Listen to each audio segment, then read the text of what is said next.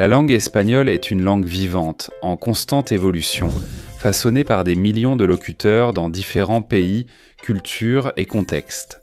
Cependant, depuis plus de 3 siècles, il existe une institution qui observe, décrit, régule et parfois freine ces changements, la Real Academia Española.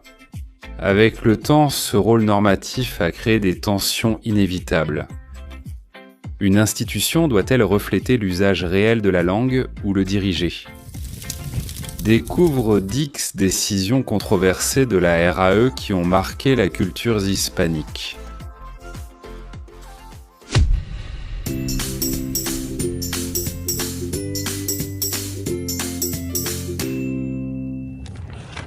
Bien que la RAE soit une institution en vigueur depuis 1713 au cours des 20e et 21e siècles, elle a pris des décisions qui ont provoqué confusion, rejet, débats académiques et polémiques sociales.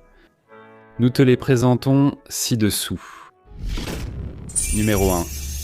La disparition de tché et double L comme lettres. Pendant des générations, le tché et le double L faisaient liaison partie de l'alphabet.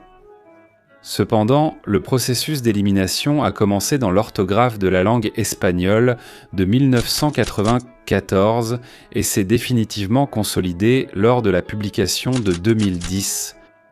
Depuis lors, ce ne sont plus des lettres mais des digrammes.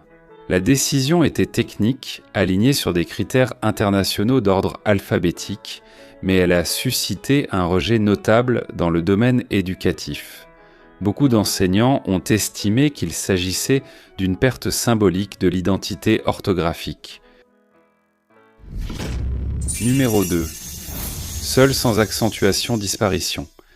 Pendant des décennies, il a été établi que le mot « seul » prenait un accent lorsqu'il signifiait « seulement » afin de le différencier de l'adjectif. Seule cette règle semblait claire et fonctionnelle, mais tout a changé en décembre 2010 lorsqu'il a été établi que le mot « seul » ne devait pas porter d'accent. En aucun cas, même lorsqu'il peut y avoir ambiguïté. Cependant, le problème n'a pas été la décision en soi, mais sa communication. Des académiciens et porte-parole ont longtemps donné des explications ambiguës. Le point critique est arrivé en mars 2023, lorsque la RAE a publié une note explicative affirmant que l'accent n'est pas obligatoire, mais que l'auteur peut l'utiliser s'il perçoit une ambiguïté, générant un sentiment d'insécurité orthographique. Numéro 3. Usage de Eros. Le 23 juillet 2017, une réponse de la RAE sur les réseaux sociaux a déclenché une tempête linguistique dans l'espagnol européen. À la question de savoir si iros était correct comme impératif du verbe irs, l'Académie a répondu qu'il s'agissait d'un usage très répandu à l'oral, même si la forme traditionnelle restait idos d'un point de vue technique. La RAE n'a pas déclaré iros comme forme normative préférée, mais en le reconnaissant publiquement comme usage habituel, beaucoup ont interprété ce message comme une légitimation. Numéro 4. Les controversés emprunts étrangers. Le 10 décembre 2024, la RA a officiellement présenté l'édition numérique 23.8 du Dictionnaire de la langue espagnole, incorporant plus de 4000 nouveautés, parmi lesquelles des mots, des sens et des amendements. Mais la polémique n'a pas tardé à arriver, surtout à cause de l'acceptation d'extranéismes que beaucoup de locuteurs considèrent comme inutiles, tels que freaky, spoiler, brunch, indie-tweet ou spanglish. La défense de la RAE a été cohérente avec sa ligne historique. Si un mot est utilisé de manière généralisée et stable, il doit être enregistré. Numéro 5. Rejet du langage inclusif. Le 16 janvier 2020, la RAE a publié un document dans lequel l'institution a été explicite et ferme. Les formes comme « elle » et l'utilisation systématique du « e » comme genre neutre ne font pas partie du système grammatical de l'espagnol et ne correspondent pas à son évolution historique. Les critiques sont venues de mouvements sociaux, d'universités et d'organismes publics qui ont accusé la RAE d'ignorer des changements sociaux profonds. L'Académie a défendu la séparation entre grammaire et revendications politiques. Avant de continuer, n'oublie pas de t'abonner à cette chaîne et d'activer la cloche pour te rappeler lorsqu'une nouvelle vidéo sera publiée. Numéro 6. La duplication de genre. Entre 2012 et 2018, la RAE a publié plusieurs rapports techniques rejetant l'utilisation systématique de la duplication de genre.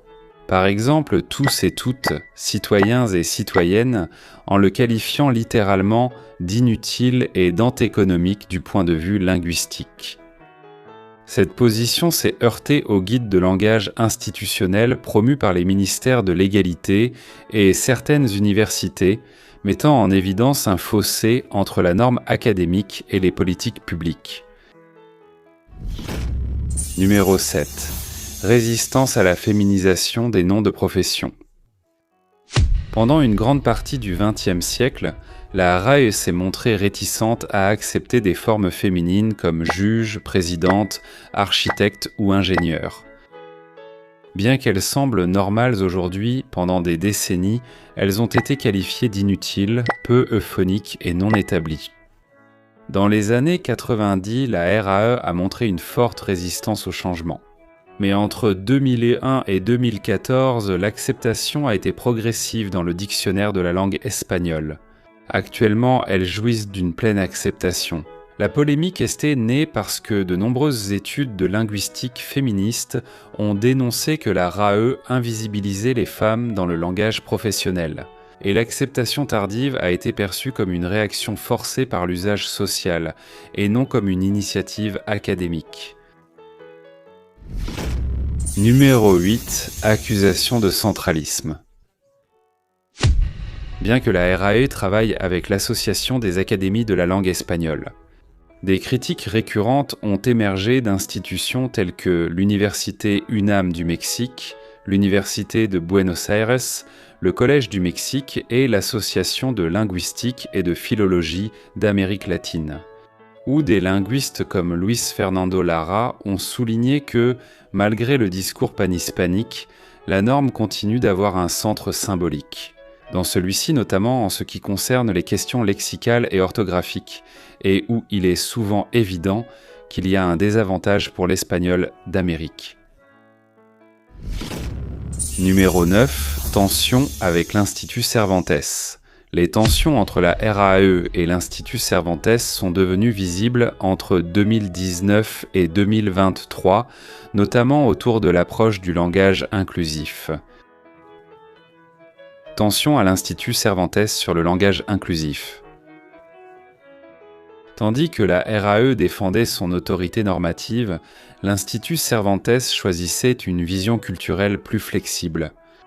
Les déclarations croisées entre Santiago Muñoz Machado et Luis García Montero ont clairement montré qu'il ne s'agissait pas seulement de nuances, mais de modèles différents de gestion de la langue.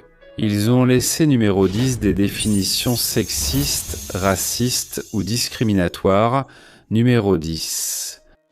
En 2017, une campagne citoyenne avec plus de 200 000 signatures a demandé la suppression de l'expression « sexe faible », historiquement définie comme l'ensemble des femmes. La RAE a décidé de ne pas la supprimer, mais de la marquer comme péjorative ou discriminatoire. D'autre part, des associations juives ont dénoncé l'existence historique de sens qui associait le mot « juif » à l'avarice. La RAE a affirmé qu'il s'agissait d'usages historiques, non de définition actuelle, ce qui a lancé un débat sur la légitimité d'enregistrer le passé et de perpétuer des stéréotypes. Quel est ton avis sur le rôle de la RAE dans le contrôle de la langue? Es-tu d'accord ou pas avec ses fonctions? Donne ton avis en commentaire. Et c'est tout pour aujourd'hui. Si tu as aimé cette vidéo, n'oublie pas de mettre un like et de t'abonner à cette chaîne. Je t'invite aussi à activer la cloche pour être informé des nouvelles vidéos. À bientôt.